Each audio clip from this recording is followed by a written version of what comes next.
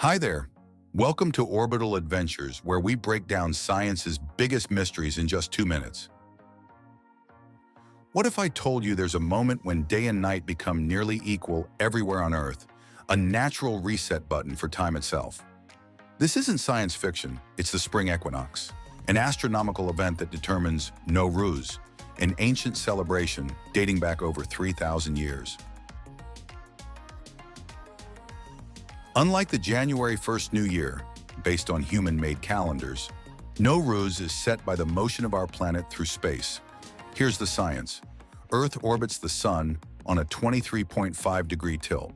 This tilt causes seasons, but at two precise moments each year, the spring and autumn equinoxes, Earth's axis aligns so that both hemispheres receive sunlight equally. Nowruz happens on the spring equinox, around March 20th or 21st, marking the first day of spring in the Northern Hemisphere and triggering profound biological changes on our planet. Plants detect the increasing daylight through photoreceptors, triggering photosynthesis and new growth. Hibernating animals wake as temperature and sunlight patterns shift. Even human biology responds.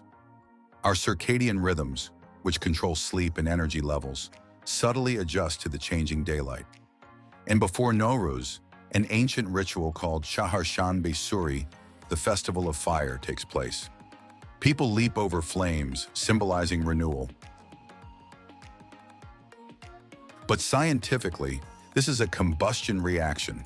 When wood burns, its carbon bonds break, releasing heat, light, and carbon dioxide, the same fundamental process that powers the sun through nuclear fusion.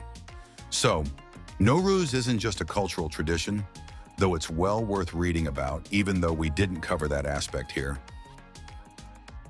It's a celebration of planetary motion, seasonal biology, and fundamental physics woven into human history for millennia.